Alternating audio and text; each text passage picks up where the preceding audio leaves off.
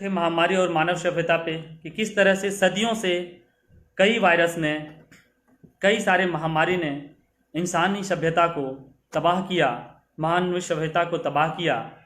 और हम लोग एक एक करके देखें किस तरह से जो है वो शुरुआत से कई सारी महामारी फैले। दूसरी शताब्दी में एंटाइन प्लेग, 14वीं शताब्दी में ब्लैक डेथ से बढ़ते बढ़ते हम लोग इतना हुआ कि हम लोग अभी बात कर ही रहे थे कि हर 100 सालों में महामारियां फैलती है। हर 100 सालों में महामारी क्यों इंसान सभ्यता पे कहर ढाती है। 1720 में जब प्लेग फैला था तो 1 लाख लोगों की मृत्यु हो गई थी।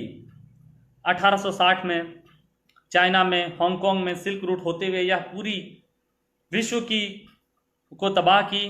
और 1889 तक प्लेग जो है वो भारत में तबाही मचाया और करीब इससे एक अनुमान है कि भारत में 1.25 करोड़ लोगों की मौत हुई थी।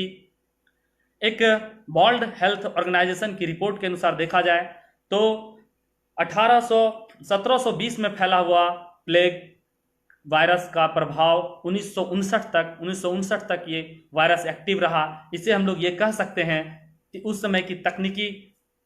समय की जो स्वास्थ्य सुविधाएं थी वो इतनी अच्छी नहीं थी कि इंसान तुरंत से इन पे काबू पा ले। 200-250 सालों तक एक एक महामारियों का प्रभाव रहता था। आज कोविड-19 महामारी जो है, जिसे WHO ने महामारी घोषित किया है, आज हम लोग कुछ ही दिनों में इससे अकता गए हैं। लेकिन उम्मीद है, बड़े बड़े वैज्ञानिक दावा कर रहे हैं कि शायद हम लोग 1 साल के अंदर, 2 साल के अंदर इस महामारी का वैक्सीन ढूंढ लेंगे। लेकिन आपको पता होगा इससे पहले कई महामारियां, कई वायरस आए जिसके वैक्सीन खोजने में 14 साल, 15 साल, दशकों लग गई, लेकिन वैक्सीन नहीं मिला। 1720 के बाद 1820 में कोलरा हैजा नामक महामारी फैली। जापान, भारत, बैंकॉक, ओमान, सबसे ज़्यादा मौतें थाईलैंड में, कंबोडिया में फैली। फिर 1920 में स्पेनिश फ्लू का कहर। 1920 का जो स्पेनिश फ्लू का कहर है उसके बारे में हम लोग ये बात करें, एक्चुअली ये 1918 से ही फैल गई थी। 1918 में हुआ ये था कि प्रथम विश्व युद्ध विश्व स्तर पे, वैश्विक स्तर पे छिड़ गया था। और इस विश्व युद्ध में जो तमाम सैनिकें लड़ाई करने के लिए बाहर गई थी, वो जब अपने देशों में लौट रही थी तो अपने साथ महामारियां लेकर के आ रही थी।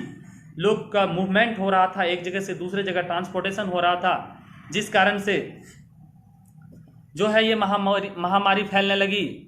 और तकरीबन 5 करोड़ से अधिक जानें इससे गई। और इसी मानवीय त्रासदी की सबसे बड़ी महामारी को सबसे बड़ी मानवीय त्रासदी कहा जाता है, सबसे बड़ी होलोकास्ट कहा जाता है। 2020 का कोरोना तो अभी इसके मामले में बहुत ही कमज़ोर है। दोस्तों, 1918 की जो महामारी है उसके बारे में हम लोग और भी बातें करेंगे कि किस तरह से 1918 का महामारी था वो इंसानी सभ्यता को वो नुकसान पहुंचाया था। दोस्तों, अभी जो स्पेनिश फ्लू का हम बात करेंगे, ये तकरीबन कई सारे एग्जाम में डायरेक्ट सवाल पूछ लिए जाते हैं इससे कि इसका जो मरने का जो रेट था, ये जो मरने का रेट था, इतना ज़्यादा अफेक्टेड था स्पेनिश फ्लू कि 1/3 ऑफ द वर्ल्ड पॉपुलेशन यानी विश्व के आबादी का 1/3 लोग मौत के काल में समा गए थे इस पेंडेमिक का इफेक्ट में। और सबसे ज़्यादा जो प्रभाव था वो यंग लोग, जवान लोग, बूढ़े लोग हो रहे थे, जिनमें जो इम्यून सिस्टम काफ़ी स्ट्रांग होता है, ऐसे लोग इफेक्ट हो रहे थे। अमूमन 10% पेशेंट जो है इनसे डाइट कर रहे थे। यानी कि अगर 50 करोड़ लोग इससे अफेक्टेड हुए हैं तो 10%, 5 करोड़ लोग जो हैं वो मर जाते थे 1918 में। इसका प्रभाव सीधे सीधे एग्जाम में कई बार पूछ लिया जाता है दोस्तों कि क्या कारण था। तो इस वायरस का प्रभाव जो था वो H1N1 influenza virus, Spanish flu का कारण था। इसका ओरिजिन अमेरिका का एक मिडवेस्ट इलाका है जिधर बाइसन मीट पाया जाता है, वहां से शुरुआत माना गया। सैनिक लगभग यूरोप गए, यूरोप से पूरे विश्व में गए और धीरे धीरे हर जगह फैल गया था। लेकिन एक शब्द आता है कि क्यों इस वायरस को स्पेनिश वायरस कहा जाता है। स्पेन जो था वो प्रथम विश्व युद्ध में न्यूट्रल था, किन्हीं के तरफ नहीं था। अन्य देशों की जो मीडिया थी, वो अन्य देशों की मीडिया क्या थी, युद्ध होता था तो काफ़ी प्रतिबंध उन्हें था, वो वहाँ की खबर को वायरल नहीं करते थे। लेकिन स्पेन न्यूट्रल था। स्पेन ने सबसे पहले स्वीकारा, स्पेन ने सबसे पहले ये स्वीकार किया कि हाँ, एक वायरस जो है, एक फ्लू जो है, वो लोगों में महामारी के रूप में फैल रही है। और वहाँ के, इसलिए वहाँ के मीडिया ने, कई सारे BBC, लंदन वगैरह के मीडिया ने जो है, अमेरिकी मीडिया ने इसका नाम स्पेनिश फ्लू दिया। एक और भी कारण था कि एक स्पेन के जो राजा थे वो भी इससे संक्रमित हो गए थे, जिस कारण से इस वायरस का नाम स्पेनिश फ्लू दिया गया था। इसका सबसे जो यूनिक कैरेक्टरिस्टिक का बात हम करेंगे कि इसका विशेषता क्या था, तो वो था कि युवा वर्ग सबसे ज़्यादा इस फ्लू से संक्रमित हो रहे थे और बहुत तेजी से फैल रहा था। 20 से 30 साल के युवा, 22 से 28-30 साल के युवा सबसे ज़्यादा संक्रमित हो रहे थे और अधिक घातक के कारण थे। उस टाइम के जो सबसे ज़्यादा देखा जाए कि सबसे ज़्यादा अधिक घातक के कारण क्या थे, तो हम देखेंगे कि एंटीबायोटिक की खोज नहीं हुई थी और एंटीबायोटिक की खोज नहीं होने के कारण सेकेंडरी इन्फेक्शन जो था, निमोनिया वगैरह का प्रभाव हो जा रहा था, जिस कारण से कई लोग जो है बहुत ज़्यादा घातक ये सिद्ध हो रहा था। लेकिन आज कोविड-19 से पहले भी, उस टाइम भी, आज से 100 साल पहले भी, उस टाइम कई सारे एहतियात, कई सारे कदम सरकार के द्वारा उठाए गए। हालांकि बहुत सारी वैश्विक संस्था, WHO जैसी संस्था, यूनाइटेड नेशन जैसी संस्था का उस समय स्थापना नहीं हुआ था, लेकिन फिर भी उस समय कई सारे स्कूल, कॉलेजेस जो हैं वो शट डाउन कर दिए गए थे, कई सारे थिएटर, सिनेमा हॉल वो क्लोज्ड, बंद कर दिए गए थे और जो यातायात, परिवहन, ट्रेवलिंग था वो पूरी तरह से कई शहरों में बैंड कर दिया गया था। इंसानों को थूकने पर, इंसानों को अपना कफ निकालने पर वो सख्त मनाही थी, यहाँ तक कि जुर्माना उसे भरना पड़ता था। कई जो इमारतें थी, कई जो सैन्य इमारतें थी, सैनिक छावनी थी, उन्हें अस्पताल के रूप में उन्हें बदलना पड़ा छावनी को, क्योंकि लोगों का इलाज करना था। कई सारे शहरें पूर्णतः लॉकडाउन कर दी गई। कई सारी जो सिविलियन थे, लोग थे, उन्हें मेडिकल ट्रेनिंग दिया गया कि आप जो हैं सो वो जब आम लोगों से, जब वहाँ के चिकित्सक लोगों से संभल नहीं पा रहा था ये बीमारी, तो आम सिविलियन को भी मेडिकल ट्रेनिंग दिया गया कि इसके प्रभाव को कम किया जा सके। उसके बाद फिर मास्क का जो मैन्युफैक्चरिंग है, जो एक कह सकते हैं कि अभी हम लोग कई सारे एक सभ्य मानव के रूप में 21वीं शताब्दी में है, मास्क अभी सभी लोग इस्तेमाल नहीं करते हैं, लेकिन उस समय भी मास्क बनाने पर अत्यधिक जोर डाला गया था। तो दोस्तों, इस तरह से हम लोग देखें कि कई सारा जो है इतिहास रहा है, लेकिन महामारी के इस इतिहास के बीच में हम लोग देखेंगे कि अन्य महामारियों की तुलना में जो आज की जो महामारी है कोरोना वायरस, वो कैसे कोरोना वायरस अन्य महामारियों से अलग है।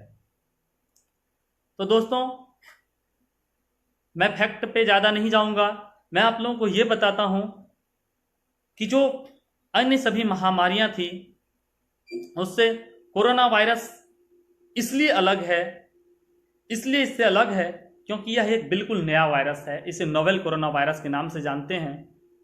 इसके बारे में भी हम लोग आगे भी बात करेंगे। और इस महामारी में सबसे पहले हम लोग देखेंगे कि महामारियों का प्रभाव क्या होता है, किस तरह से कोई भी महामारी जब आती है तो न सिर्फ सामाजिक स्तर पे बल्कि राजनीतिक स्तर पे, आर्थिक स्तर पे, हर एक मोर्चे पे, हर एक तबके को पूरी तरह से बर्बाद कर देती है। अगर हम लोग सबसे पहले देखें कि इस महामारियों का कोरोना वायरस ही है, तो इस महामारी का जो है वो क्या प्रभाव पड़ रहा है, सामाजिक प्रभाव क्या पड़ रहा है, अन्य महामारियों को भी इससे भी आप रिलेट कर सकते हैं। चलेंगे, हम लोग बात ही कर रहे थे कि इतने सभ्य मानव सभ्यता जो आज अपने आप को सबसे आधुनिक और सबसे सभ्य मानव सभ्यता, सबसे होशियार और सबसे जानकार मानव सभ्यता कहती है, वो सदियों से एक वायरस के आगे क्यों लाचार हो जाती है, क्यों सदियों से कहर बरपा रहे वायरस के आगे इंसानी सभ्यता हर बार लाचार दिखाई देती है।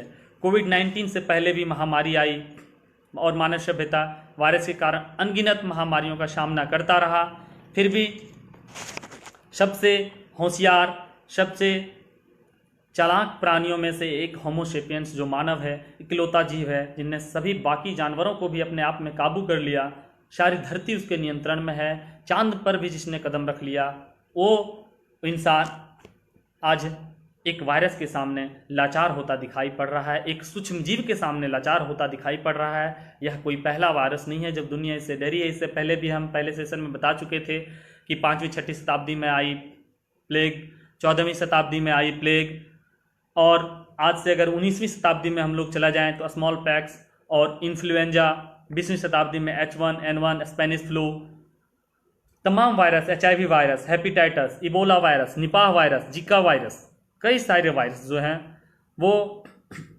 इन तमाम वायरसों का प्रकोप इंसानी सभ्यता पर पड़ता रहा। तमाम तरह की बीमारियां, तमाम तरह की दुर्घटना, आपदा से पार लगाने वाला मानव सदियों से इतनी बड़ी संख्या में वायरस का शिकार एवं लाचार दिखा रहा है। इसे समझने के लिए हमको लगता है कि मनुष्य जो है वो वायरस को अच्छे तरीके से नहीं समझ पा रहा है। वैसे हम लोग जब विज्ञान में पढ़ते हैं तो वायरस है क्या? वायरस सिर्फ एक सूक्ष्म जीव है। वायरस अर्थात विषाणु एक सूक्ष्म जीव जो जीवाणुओं से 40-50 गुना भी छोटा होता है, और अगर एक नमक के दाने से हम तुलना करें तो वो 10,000 गुना छोटा होता है। इतने छोटे होने के बावजूद भी एक वायरस जो है, इसके संक्रमण के इलाज को खोजना इतना कठिन क्यों हो जाता है, जिस कारण से मानव सभ्यता जो होती है हर बार लाचार हो जाती है। अगर हम बात करेंगे तो विषाणु वो हमारे शरीर के बाहर एकदम से डीएक्टिव होती है, निष्क्रिय होती है, लेकिन जैसे ही वो हमारे शरीर में एक बार पहुंचती है तो हमारे शरीर का वो क्या होता है, पहुंचने के साथ ही हमारी कोशिकाओं में वो कुछ इस तरह से गुंथ जाती है कि उनका प्रोटीन और हमारा प्रोटीन एक बन जाता है, और हमारी ऐसे में वायरस को नष्ट करने के लिए जो दवाएं दी जाती है वो हमारी कोशिकाओं को भी नष्ट कर देता है, यानी शरीर के लिए वो नुकसानदेह साबित होता है। यानी कोई भी किसी भी प्रकार का जो वैक्सीन जो होता है, एंटीवायरस होता है, वो हमारे शरीर को, हमारे शरीर की कोशिकाओं के लिए भी नुकसानदेह साबित हो जाता है। इस वजह से किसी वायरस का इलाज करना बहुत ही चुनौतीपूर्ण होता है दोस्तों। लेकिन फिर भी मानव सभ्यता इन सब से पार होती आई है। अगर हम बात करें तो इतने सारे विश्व युद्ध हुए, इतने तरह के तमाम नरसंहार हुए, और उन सब से भी ज़्यादा खतरनाक युद्ध से, विश्व युद्ध से भी ज़्यादा खतरनाक भारत में या वैश्विक स्तर पे महामारियां रही है। जब हम बात करेंगे तो विश्व में मानचित्र में कई सारी अनुपस्थितियां दर्ज है। यह जो अनुपस्थितियां हैं वो महामारी में बदल गई थी, महामारी में कन्वर्ट हो गई थी। कई सारे गांव जहां पे एक भी लोग नहीं बच पाए वो सारे अदृश्य हो गए थे। गांव में अक्सर हाँ अगर हम लोग जाते हैं तो अभी भी गांव में लोग जो हैं वो महामारियों को बोलते हैं महामारी। हमारे पुराने ज़माने के लोग बोलते हैं महामारी, हैजा, चेचक आदि चीज़ों को महामारी के नाम से जानते हैं।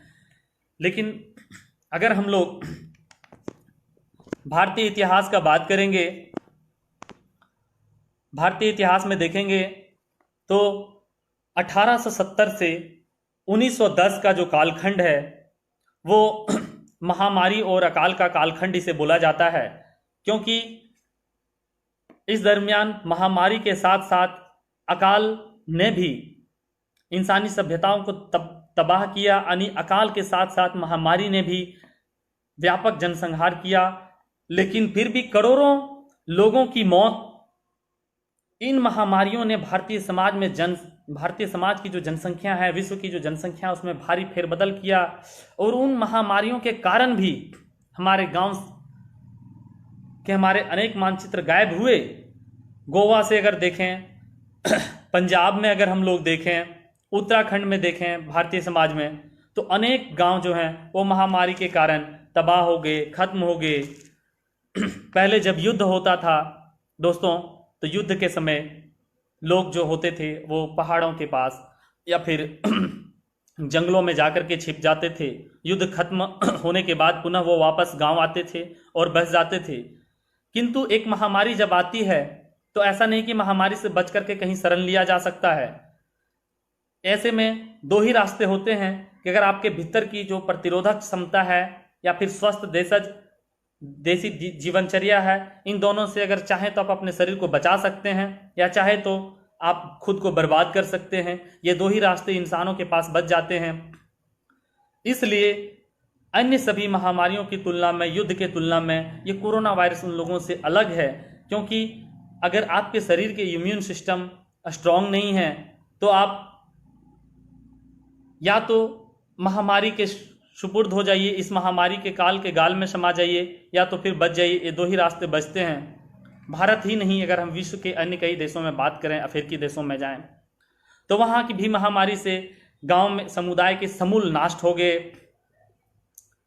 और आप देखेंगे अगर और भी अमेज़न के कई, चिली के कई सारे देशों में देखेंगे तो इबोला वायरस, स्मॉल पॉक्स जैसे वायरस से कई गांव मिट गए, कई जातीय समुदाय बर्बाद हो गए।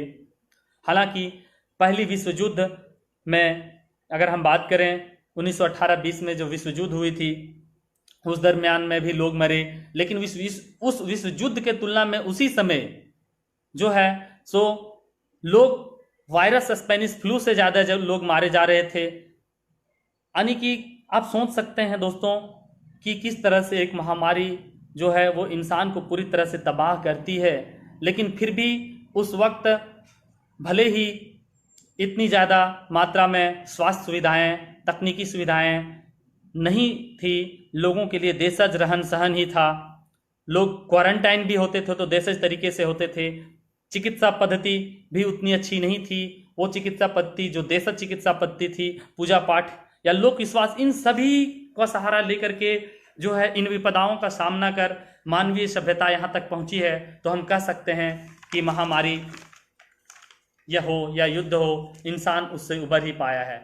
दोस्तों, जब 18वीं शताब्दी में अंग्रेजी चिकित्सा अभी भारत में या विश्व के स्तर पे इतनी पूरी तरह से फैल भी नहीं पाई थी, उसी समय भारत के गांवों में फैल रहे प्लेग और महामारी, मलेरिया जैसी महामारी का मुकाबला करना पड़ा।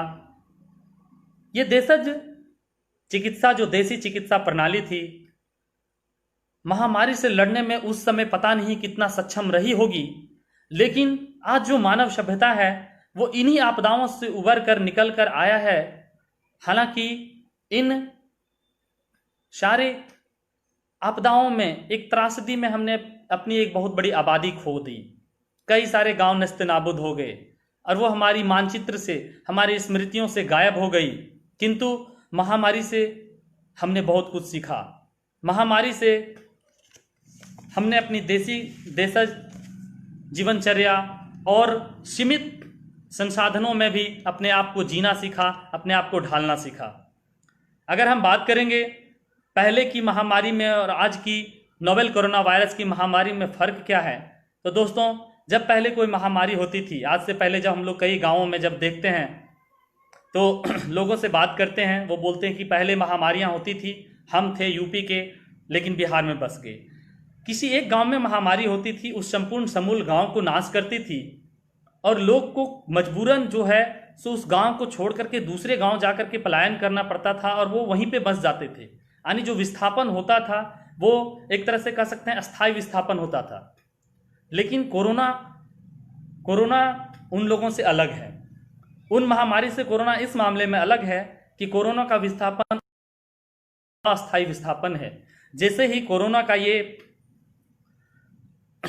जो हलचल है वो खत्म होगा, कोरोना का प्रभाव खत्म होगा, लोग पुनः वापस पटरी पे लौटेंगे, अर्थव्यवस्था पुनः वापस पटरी पे लौटेगी और लोग पुनः काम में लगेंगे और पुनः लोग जिस घर में थे, जहां बसे हुए थे, वहीं जा पाएंगे। इसका कारण ये है दोस्तों कि पुराने ज़माने में पलायन करना बहुत आसान था।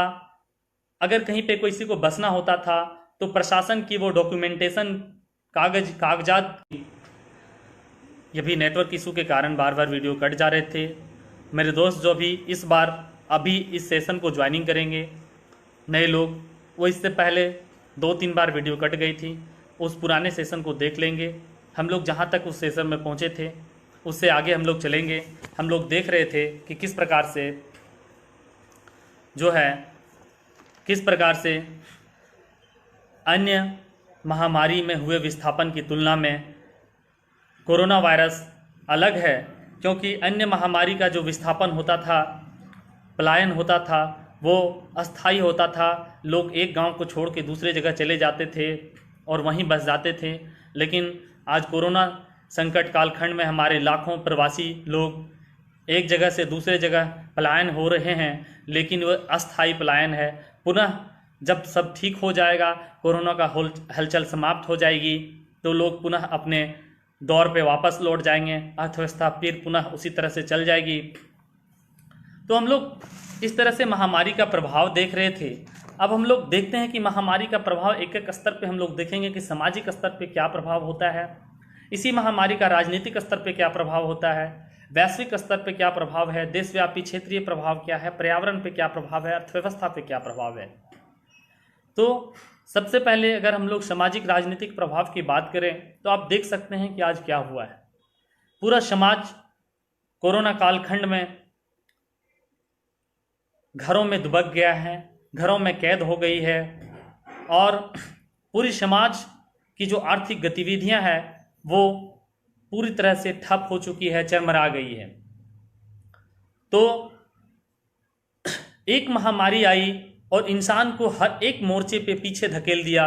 किस तरह से आप देख सकते हैं कि राजनीतिक बात आएगी तो संसद की बात हो या कोई राजनीतिक मीटिंग्स होती थी, सम्मेलन होती थी, अंतर्राष्ट्रीय स्तर की सम्मेलन, राष्ट्रीय स्तर की सम्मेलन, इंसानों को सभी चीज़ों को अभी स्थगित किया गया। स्कूल, कॉलेजेस, धार्मिक स्थल जितने भी हैं, विश्वविद्यालय, सभी को हम लोगों ने अभी स्थगित किया और हम लोगों का स्वरूप बदल गया।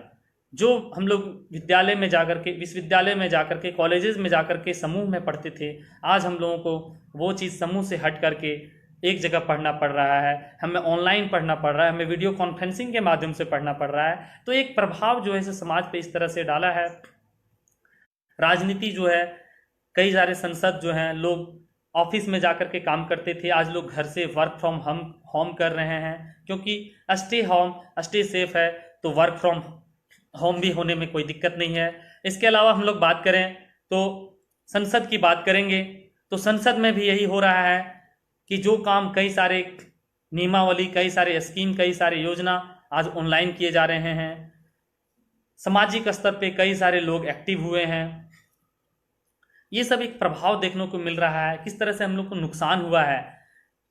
आप देख सकते हैं, अगर पर्यावरण पे देखें कि पर्यावरण पे इसका क्या प्रभाव पड़ा है किसी महामारी का, तो आप देख सकते हैं पर्यावरण की आबो हवा, रंग पूरी तरह से बदल गई है। नदियों का पानी स्वच्छ हो गया है। किस तरह से लोगों को, आप देख सकते हैं कि जो जिसे भारत की नदियों को गंदी नाली कहा जाता था, वहाँ पे अब डॉल्फिन दिखने लगे हैं। एक ये प्रभाव देखने को मिल रहा है। कार्बन उत्सर्जन में काफ़ी कमी आई है। कुछ दिन पहले बीबीसी के एक रिपोर्ट में हम लोग देखे कि ओजोन छिद्र जो है, जो छिद्र हुआ था ओजोन लेयर में, उसमें भारी कमी आई है और वो छिद्र जो है पूरी तरह से अब बंद होने के कगार पे है। तो यह एक बहुत बड़ा संकेत है। इस तरह से कई सारे देख सकते हैं, जीव जंतुओं पे, मनुष्यों पे, सभी तरह पे प्रभाव पड़े हैं। और हम लोग देख सकते हैं, यही नहीं, न कि सिर्फ देशव्यापी और क्षेत्रीय स्तर पर, विश्व स्तर पर यह प्रभाव पड़ा है कि पूरी जो वैश्विक ग्लोबलाइजेशन है, जो mobilization of movement of population है, लोग एक जगह से दूसरे जगह आना बंद कर दिए हैं। कई सारे फ्लाइट्स, विमान, रेल सेवा जो सदियों से कई सारे महामारियों में बंद नहीं हुई थी, आज कोरोना संकट में, इस कालखंड में बंद की गई है। तो इस तरह से कई सारे प्रभाव पड़े हैं। हम लोग अर्थव्यवस्था पे देखेंगे तो दोस्तों, ये कोई बहुत बड़ी बात नहीं है। जब जब महामारी आती है तो महामारी की लड़ाई में अर्थव्यवस्था तो चोट खाती ही है। 1918 का जब फ्लू फैला था, तो वहाँ भी 1918 के फ्लू, 1918 से आज हम लोग 2020 आके 102 साल बाद अगर हम देखें तो एक बार फिर से दुनिया वापस उसी जगह आकर खड़ी हो गई है। और हम लोग देख रहे हैं कि कोविड-19 जो महामारी है, उसके कारण हुए लॉकडाउन से वैश्विक अर्थव्यवस्था को किस तरह से नुकसान पहुंचाया। इस महामारी ने, जो इस महामारी से लड़ने की तमाम कोशिशें पूरी दुनिया ने की, वो मौजूदा आर्थिक स्वास्थ्य तंत्र की खामियों को किस तरह से उजागर किया है। दोस्तों, अगर हम देखें तो पहले ये महामारी इस कदर नहीं फैल पाती थी, लेकिन ग्लोबलाइजेशन के कारण जो है लोगों को एक मुल्क से दूसरे मुल्क में आने की जो आवाजाही है, व्यापार करने की जो आवाजाही है, ढील है, इसके कारण दुनिया में एक सदी पहले की तुलना में तेजी से महामारी फैलने की सुविधा को बढ़ावा मिला है। आप देख सकते हैं कि आज मानव सभ्यता महामारी की अवधि में इतिहास द्वारा पढ़ाए गए जो आवश्यक पाठ था, समय से अधिक तेजी गति से भले ही भूल गया हो, लेकिन अगर हम देखें कि कोई भी शोध, बहुत सारे शोध हम लोग देखते हैं, तो उन शोध की बात करें तो हम लोग जो 1918 में जो महामारी हुई थी उसके असर को कम करने के लिए समय पूर्व कई सारे आक्रामक हस्तक्षेप ने जो है सो उस समय बहुत फायदा दिया था। न उस समय केवल मृत्यु दर को कम किया था बल्कि अर्थव्यवस्था पर भी महामारी के जो प्रतिकूल जो प्रभाव हुए थे उसको भी कम किया था। दोस्तों, यानी हम कह सकते हैं कि अगर महामारी तो है ही, महामारी से जो अर्थव्यवस्था पर जो परिणाम हो रहे हैं उसको अगर कंट्रोल करना है तो नियंत्रित करने के लिए अगर समय पूर्व अगर हम और आक्रामक तरीके से अगर कुछ काम करते हैं तो वो काम जो है वो आपदा के खत्म होने के बाद भी तेजी से हमें सुधार की प्रवृत्ति पाई जाती है। और ये तो एक स्वाभाविक प्रक्रिया है कि जब भी कोई आपदा आएगी तो वैश्विक स्तर पे महामारी जो है ये अर्थव्यवस्था को किस तरह से घुटने टेकने पे मजबूर कर देती है। आज जो है सो इसका असर देखने को मिल रहा है कि सारे सेक्टर जो हैं वो कारोबारी गतिविधियां सारी ठप हो गई है, जिससे निकट भविष्य में न सिर्फ हमें एक बहुत बड़े स्तर पे आर्थिक नुकसान बल्कि मंदी के भी आसार हमें दिख रहे हैं। आज अगर हम बात करें तो कोविड-19 जो है वो पूरी विश्व अर्थव्यवस्था को घुटने पर लाने के लिए इस कदर मजबूत की है। हम लोग एक है इकोनॉमिक इंटेलिजेंस यूनिट के अगर अनुसार हम लोग देखें तो वैश्विक मंदी का प्रभाव देखने को मिलेगा। विश्व अर्थव्यवस्था में 2.5 से 3% का जो है वो नुकसान जो है का दावा EIU ने किया है। लगभग विश्व की आज सभी जो है प्रमुख अर्थव्यवस्था ध्वस्त होने के कगार पे हो गई है इस महामारी ने। इंटरनेशनल मॉनेटरी फंड IMF के अनुसार अगर हम देखें तो भारत का भी जो विकास दर है वो 5.8 से घट करके 1.9 तक अनुमान किया गया है। यहाँ तक कि कई बार ये भी अनुमानित की गई है कि अगर यही रही तो अर्थव्यवस्था जो है वो GDP की दर जो है वो शून्य स्तर पे भी पहुंच सकती है। दोस्तों, हुआ ये है कि आज हम लोग काम करने की जो प्रवृत्ति है work from home, no travel philosophy, हम लोग को ट्रेवल नहीं करना है। इससे क्या है, पर्यटन क्षेत्र को भी काफी नुकसान हुआ है। अब लोग टहलेंगे नहीं तो पर्यटन क्षेत्र को भी काफी नुकसान हुआ है। यानी कि कुल मिलाकर के देखें कि सभी क्षेत्रों पे जो है वो काफी प्रतिकूल असर पड़ा है। वो रियल एस्टेट हो उसमें भी खरीद लेन देन में नुकसान हुआ है, सर्विस सेक्टर के क्षेत्र हो उसमें नुकसान हुआ है, खनन के सेक्टर के हो उसमें नुकसान हुआ है, गैस पानी हो, सप्लाई हो, कंस्ट्रक्शन का काम हो, हर जगह मंदा का असर दिख रहा है। होटल पूर्ण रूप से बंद है, ट्रांसपोर्ट यातायात के साधन बंद हैं, संचार बंद है, कम्युनिकेशन व्यापार बंद है, कृषि में प्रभाव पड़ रहा है, मत्स्य पालन में प्रभाव पड़ रहा है। यानी प्राथमिक सेक्टर से लेकर के द्वितीय सेक्टर, तृतीय सेक्टर, चतुर्थ सेक्टर, हर सेक्टर के क्षेत्र को हर एक कारोबारी को यह महामारी जो है प्रभावित कर रही है, रक्षा को प्रभावित कर रही है, लोक प्रशासन को प्रभावित कर रही है। संभवतः पूरी मानव सभ्यता को आज जो है वो घुटने पर लाने के लिए मजबूर कर दी है इस महामारी ने। तो क्यों इस महामारी के सामने इंसानी सभ्यता जो है, मानव सभ्यता जो है वो हर एक बार लाचार हो जाती है। तो हम लोग कैसे इस महामारी को हम लोग रोकें? इस स्तर पे अगर महामारी होती है तो ऐसे स्तर पे महामारी से हम लोग कैसे बचें? कैसे हम लोग इस स्तर पे महामारी को हम लोग कंट्रोल कर सकते हैं? दोस्तों, अगर हम देखें तो इस महामारी को रोकने के लिए 3 तरीका हो सकता है कि जब यहाँ के हमारे साइंटिस्ट ने प्रिडिक्शन किया था तो महामारी के पूर्व, इस महामारी के दौरान और महामारी के बाद भी हम लोग कई सारे कार्य करके इनसे हम लोग इस संकट से कुछ ना कुछ निजात पा सकते हैं। अगर हम लोग देखें तो इस दरमियान सरकार की क्या भूमिका रही है, गवर्नमेंट की क्या पॉलिसी रही है, गवर्नमेंट की क्या भूमिका रही है। तो सबसे पहले हम लोग बात करेंगे स्वास्थ्य सुविधा पे। गवर्नमेंट जोर दे रही है और जोर देना भी चाहिए। हमारे देशों में जो है वो स्वास्थ्य सुविधा सबसे बेहद कमजोर है, जबकि इटली, फ्रांस, अमेरिका, ये सब जो देश हैं ये विश्व के सबसे बेहतर स्वास्थ्य सुविधाओं इंडेक्स में सबसे नंबर 1 और 2 नंबर पे आते हैं। वहीं भारत जो है 100 से भी बाहर है।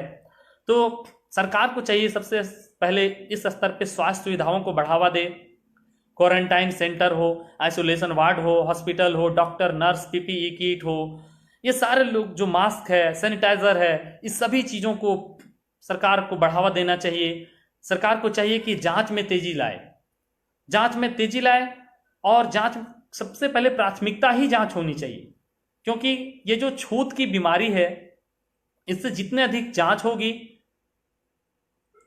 उतना ही तेजी से लोगों के बारे में, हमें संक्रमित लोगों के बारे में पता चल पाएगा।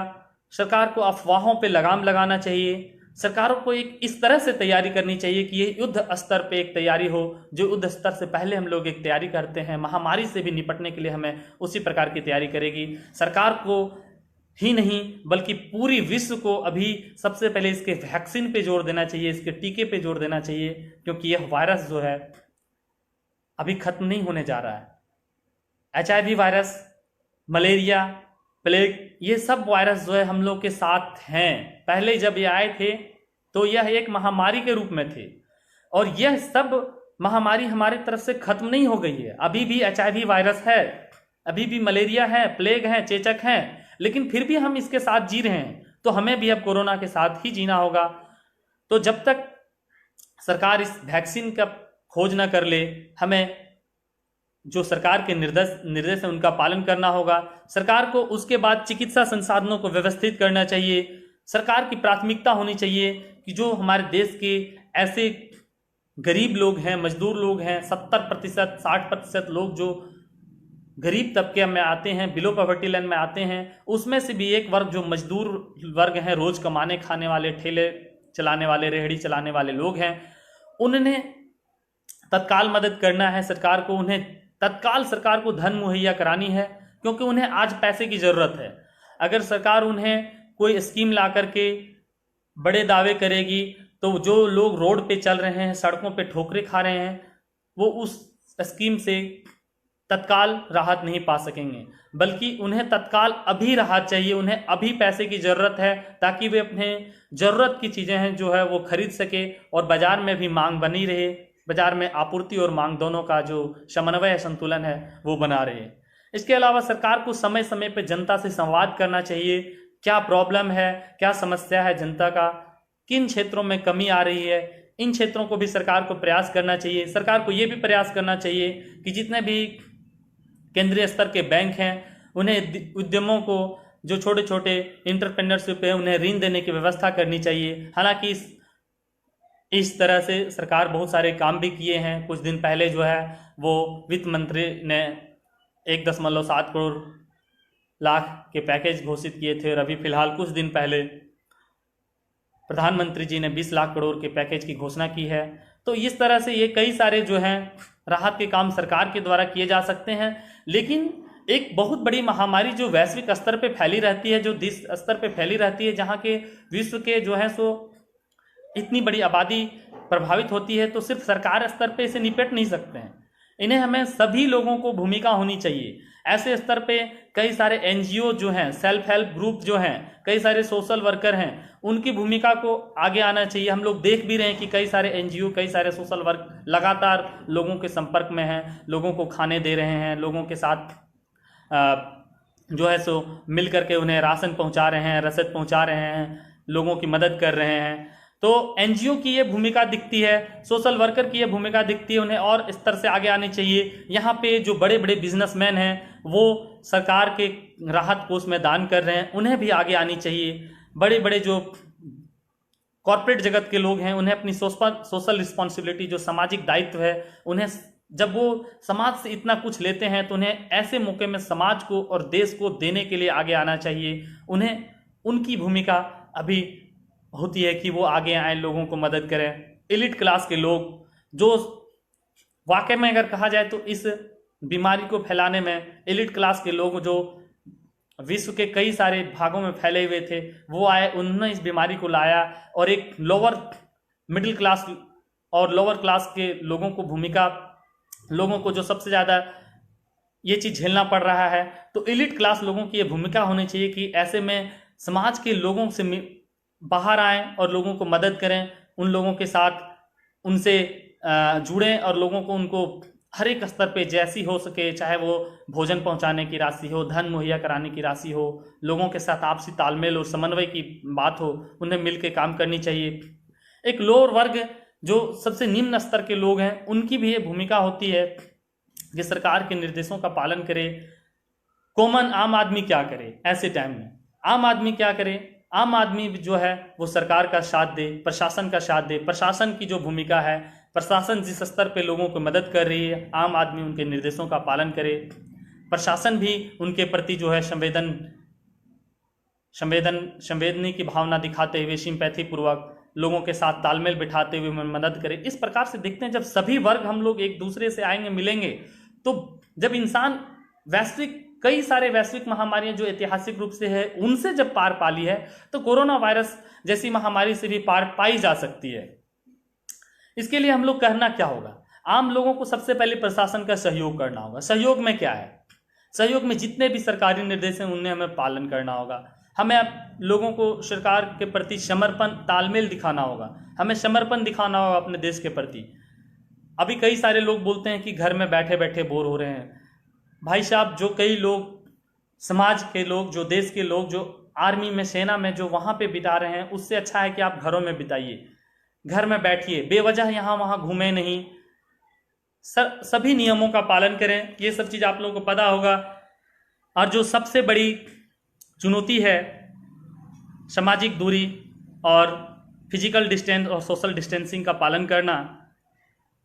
हालांकि दोस्तों, जब पेट में, आंत में जब भूख लगती है तो मास्क, सैनिटाइजर और सामाजिक दूरी जैसे शब्द जो हैं वो दूसरी दुनिया के शब्द लगते हैं। फिर भी ऐसी महामारी में हमें प्रयास करना चाहिए कि हमें सामाजिक दूरी हो, मास्क हो, सैनिटाइजर हो, प्रयास करना हो। इन सबों को हम लोगों को अपनाना होगा, अपनी जीवन शैली में लाना ही होगा।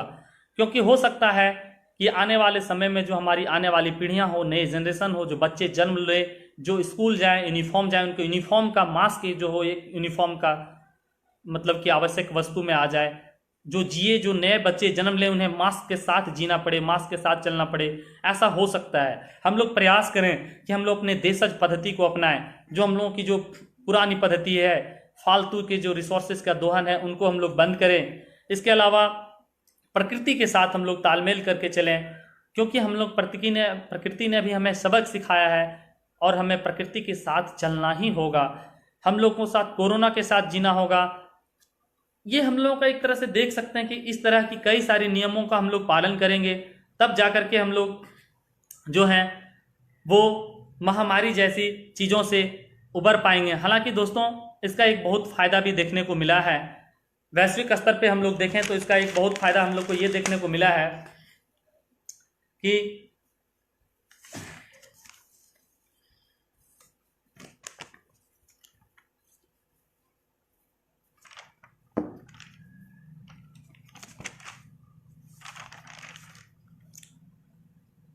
दोस्तों, पर्यावरण हो, कोई भी आबो हवा हो, सबों में बहुत एक सुधार हम लोगों को देखने को मिला है। कोरोना ने जो हम लोगों को सबक दिया है कि किस तरह से सड़कों पे सन्नाटा हो गई, दफ्तरों में, कारखानों में, सरकारी जितने भी कार्यालय हैं, सार्वजनिक स्थान हैं, सभी जगह पे सन्नाटे पड़ गए, सभी जगह पे ताले लग गए। यानी एक मानवीय जीवन में जो ठहराव आ गया, लेकिन इन ठहराव के बीच, इन निर्जनता के बीच प्रकृति की एक ताजगी महसूस हुई, प्रकृति में एक ताजगी आई। ये हम लोगों के बीच एक सबक है कि हम लोग किस तरह से प्रकृति के साथ चलें और प्रकृति का हम लोग जो है वो इज्जत करें। क्योंकि दोस्तों, अगर हम लोग WHO की एक रिपोर्ट को मानेंगे तो क्या है कि इंसान जब लॉकडाउन से पहले जब दुनिया चल रही थी, जब रफ्तार की दुनिया थी, तो हर साल दुनिया में तकरीबन मरने वाली की संख्या जो थी 23% प्रदूषण से हो जाती थी। अगर हर वर्ष जो है सो दूषित पानी पीने से 35 लाख से ज्यादा लोगों की मौत हो जाती थी। ये सोच के देखिए कि एक साल में 35 लाख से ज्यादा लोग दूषित पानी पीने से हो जाते थे और वायु प्रदूषण से 70 लाख से ज्यादा मौतें हो जाती थी। ये वर्ल्ड हेल्थ ऑर्गेनाइजेशन, विश्व स्वास्थ्य संगठन की रिपोर्ट है। उसकी तुलना में अगर हम लोग देखें तो ये जो कोरोना से जो महामारी है, इससे ये महामारी से होने वाली मौत है ये बहुत कम है। कोविड-19 से अगर मरने वालों की संख्या अगर बढ़ करके बेशक करोड़ों में पहुंच जाए, फिर भी जो है प्रदूषण से जो हो रही थी मौतें, उसकी मृत्यु दर की तुलना में ये बिल्कुल नगण्य होगी, नेग्लिजिबल होगी। पूरी दुनिया में सिर्फ 7% जो मौत होती है, 7% मौत होती है, वो वायु प्रदूषण के कारण होती है। और जल जनित जल से जो रोग होते हैं, जल से जो बीमारी उत्पन्न होती है, उससे पूरी दुनिया की 22% आबादी प्रत्येक साल मौत के कगार में चली जाती है। तो तो आप देख सकते हैं कि प्रकृति का एक सिद्धांत है दोस्तों कि हमें प्रकृति का, चाहे वायु हो चाहे जल हो, हमें सभी का क्या है कि उनका हमें संसाधनों का बचाव करना चाहिए, क्योंकि प्रकृति का एक ये सिद्धांत है कि जल की उपलब्धता जितनी ही कम रहेगी जल उतना ही प्रदूषित होगा। ये नियम है। अगर जल ज्यादा रहेगा तो प्रदूषण भी कम, जल की प्रदूषण भी कम होगा। लेकिन अगर हम लोग देखेंगे कि जल की उपलब्धता कम है तो जल उतनी ही ज्यादा प्रदूषित होगी। तो हमें इन चीजों पे जोर देना चाहिए। ये जो हवा पानी जो इतना स्वच्छ हुआ है, जो इंसान को पहले सपने जैसा लगता था, ये सब एक कोरोना का ही सबक है कि हम कई सारे जलवायु सम्मेलन करते हैं, कई सारे वैश्विक शिखर सम्मेलन करते हैं जलवायु को कंट्रोल करने के लिए, जलवायु में होने वाली इन घटनाओं को निपटने के लिए। लेकिन आज एक हमारे प्रकृति के बीच ही उपजे एक वायरस ने इन सबों चीज़ों में काफ़ी ज़्यादा जो है सो जो हम लोग सपने में नहीं सोचते थे वो एक वायरस ने करके दिखाया है। तो कह सकते हैं कि किस तरह से अमानवीय जो अनावश्यक रूप से मानवीय हस्तक्षेप थी वो इन जहरीली हवाओं में बदलाव लेकर के आया और पर्यावरण में पूरी तरह से बदलाव आया।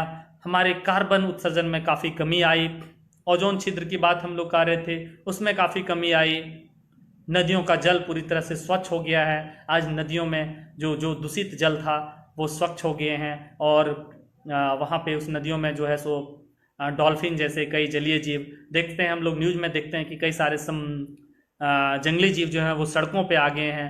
तो इन सब चीज़ों से हम लोगों को एक पता चला है कि जो हम लोग यहाँ पे थे। और भी चीज़ है, नासा के अनुसार अगर हम लोग देखें कि प्रदूषण में बहुत ज़्यादा गिरावट आई है। दिल्ली में आप देख सकते हैं कि काफ़ी ज़्यादा जो है सो सांस लेने लायक दिल्ली की आबो हवा हो गई है। पंजाब से अभी एक रिपोर्ट हम लोग कुछ दिन पढ़ रहे थे कि धौलाधर पर्वत जो है वो पंजाब की श्रेणी से धौलाधर पर्वत दिख रहा है। सड़कों पर जीवन जो है सो जीवन जीने लायक हो गई है। ध्वनि प्रदूषण में काफ़ी कमी आई है, वायु प्रदूषण जल प्रदूषण में काफ़ी कमी आई है। लोग जो है वो जो है सो कम संसाधनों में जीना सीख गए हैं। बिजली की मांग में काफ़ी कमी आई है। इस तरह से देख सकते हैं कि रासायनिक उर्वरक खाद ये सब सारी चीज़ों में कमी आई है। ये हमें सीख देता है कि हमें प्रकृति से छेड़छाड़ नहीं करना है, बल्कि हमें प्रकृति के साथ जीना है और प्रकृति की इज्जत करके जीना है, क्योंकि मनुष्य जो है इस पृथ्वी पर मालिक नहीं बल्कि एक किराएदार के रूप में है। तो दोस्तों इस तरह से हम लोग जो है सो अब आगे हम लोगों की क्या है एक भूमिका होनी चाहिए कि किस तरह से हम लोग प्रकृति के साथ तालमेल समन्वय और समर्पण के साथ जिएंगे, तब जाकर के जो है सो महामारी जैसी कई वैश्विक महामारियों से अगर मनुष्य छुटकारा पाया है तो इससे भी छुटकारा जरूर पाएंगे। कोरोना के बाद का जो दुनिया कैसा होगा इस पे हम लोग भी एक लाइव सेशन लेकर के आएंगे। दोस्तों अभी फिलहाल आप अपने आसपास जो है जितने भी नियम हैं, सरकारी नियम हैं, उनका पालन करें। कहीं भी अनावश्यक रूप से आप घूमें नहीं। हर एक लोगों की प्रयास हो कि लोगों की मदद करें, घर पर रहें, आप बाहरी लोगों से मिलने में परहेज करें।